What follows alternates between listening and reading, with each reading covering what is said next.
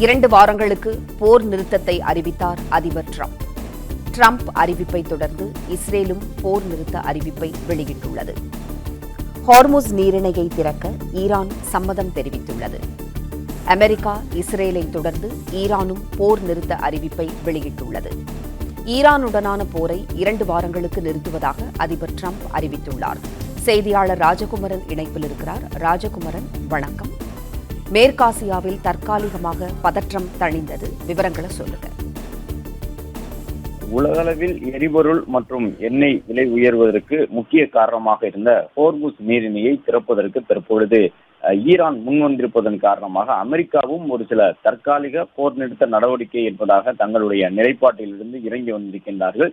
இது ஒட்டுமொத்த உலக நாடுகளுக்கும் நன்மை வைக்கக்கூடிய ஒரு செய்தியாக இருக்கின்றது. கப்பல் போக்குவரத்து இயல்பு நிலையை அடைவதற்கான ஒரு வாய்ப்பு உருவாகி இருக்கின்றது. அது மட்டுமல்லாமல் சிலிண்டர் தட்டுப்பாட்டை தடுப்பதற்கான ஒரு வாய்ப்பு உலக நாடுகளுக்கு கிடைத்திருக்கின்றது. அதோடு சேர்த்து கச்சா எண்ணெயினுடைய விலை உயர்வை கட்டுக்குள் கொண்டு வருவதற்கான ஒரு உகந்த சூழலும் ஏற்பட்டிருக்கின்றது. 2 வாரங்களுக்கான ஒரு தற்காலிக போர் நிறுத்தமாக அமெரிக்காவினுடைய அதிபர் ட்ரம்ப் அறிவித்திருக்கக்கூடிய இதே ஒரு ஒப்பந்தத்தை இஸ்ரேலும் கடைபிடிப்பதாக சொல்லியிருக்கின்றது. ஈரானும் அதை மதித்து ஏற்றுக்கொண்டிருக்கின்றது. அதே நேரம் ஈரான் தரப்பிலிருந்து ஒரு சில கோரிக்கைகளை முன்வைத்திருக்கின்றார்கள். அந்த கோரிக்கைகள் 10 அம்ச கோரிக்கைகளாக இருக்கின்றன. அவை குறித்து அடுத்த கட்டமாக பேசிக்கொள்வோம் என்கின்ற ஒரு விஷயத்தை அமெரிக்கா சொல்லி இருக்கின்றது. அதே நேரம் பாகிஸ்தான் நாட்டில் கூட இடைக்கால போர் நிறுத்தத்திற்கு பிறகான ஒரு சில பேச்சுவார்த்தைகள் இடம்பெறுவதற்கு வாய்ப்பு இருப்பதாக சொல்லப்படுகின்றது. வரும் 10ஆம் தேதி என்று இஸ்லாமாபாத்திலே நிரந்தர போர் நிறுத்தம் தொடர்பாக ஒரு பேச்சுவார்த்தை இடம்பெறலாம் என்று எதிர்பார்க்கப்படுகின்றது. ஹோர்முஸ் நீரிணையை திறப்பதற்கான கெடு ஏற்கனவே அதிபர் ட்ரம்பால் விதிக்கப்பட்டிருந்தது. அந்த கெடு இன்றைய நாளுடன் முடிவடையும் என்று ட்ரம்ப் சொல்லியிருந்தார். அது மட்டுமல்லாமல் அமெரிக்க அதிபர் டொனால்ட் ட்ரம்ப் தனக்கு இருக்கக்கூடிய அந்த அதிகாரத்தை பயன்படுத்தி ஈரான் மீது உலக நாடுகளே அஞ்சக்கூடிய ஒரு மிகப்பெரிய தாக்குதலை நடத்தி விடுவாரோ, குறிப்பாக ஒரு அணு ஆயுத தாக்குதல் போன்ற ஏதேனும் ஒரு தாக்குதல் அரங்கேறிவிடக் கூடுமோ என்று ஒட்டுமொத்த உலக நாடுகளும் கடந்த 3 நாட்களாக ட்ரம்பை பதைபதைப்போடு பார்த்து கொண்டிருந்தன.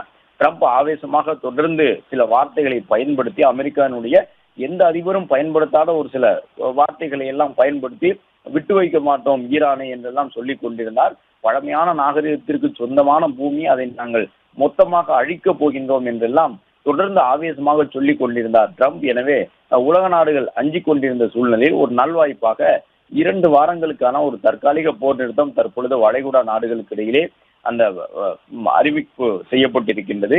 2 வார போர் நிறுத்தத்திற்கு ஈரானும் ஒப்புக்கொண்டிருக்கின்றது. அதே நேரம் ஹோர்முஸ் நீரிணையை அடுத்த 2 வாரத்துக்கு திறப்பதற்கும் ஈரான் ஒப்புதல் வழங்கியிருப்பதாக தகவல் தெரிய வந்திருக்கின்றது.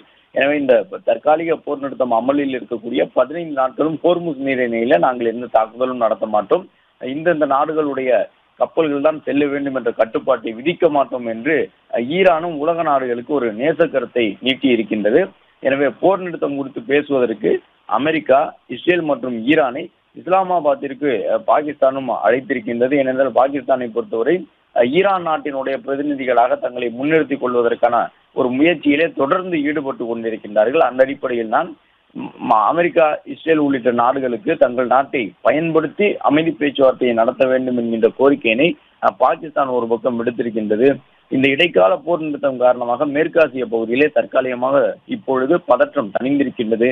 அதே நேரம் நிரந்தரமாக போர் நிறுத்தத்திற்கு முன்வாருங்கள் என்று மேற்காசிய நாடுகள் ஒட்டுமொத்தமாக இந்த 3 நாடுகளுக்கு தங்களுடைய வலியுறுத்தலை செய்து கொண்டிருக்கின்றன.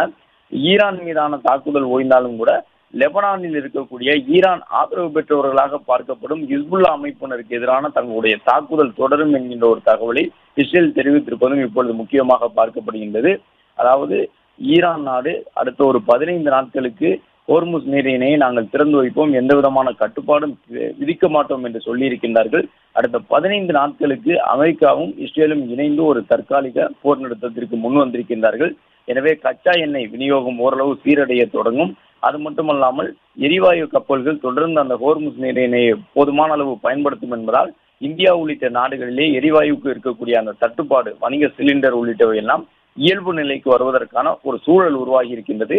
15 நாள் என்பது மட்டுமே முழுவதுமாக இயல்பு நிலைக்கு கொண்டு வந்து விடாது என்றாலும் இந்த 15 நாட்களுக்கு பிறகாக அடுத்தடுத்த பேச்சுவார்த்தைகளே அமெரிக்க, இஸ்ரேல் நாடுகள் ஈரான் நாட்டுடன் ஒரு ஒப்பந்தத்தை மேற்கொள்ளும் பொழுது ஒரு நிரந்தர போர் நிறுத்தத்திற்கான வாய்ப்பாக அது அமைந்தால் மட்டுமே இந்த எண்ணெய் எரிவாயு விநியோக சங்கிலி இயல்பு நிலையை அடையும் என்கின்ற தகவலை உலகளாவிய எரிபொருள் தொடர்பான பார்வையாளர்கள் தங்களுடைய கருத்துக்களாக முன்வைத்திருக்கின்றனர்.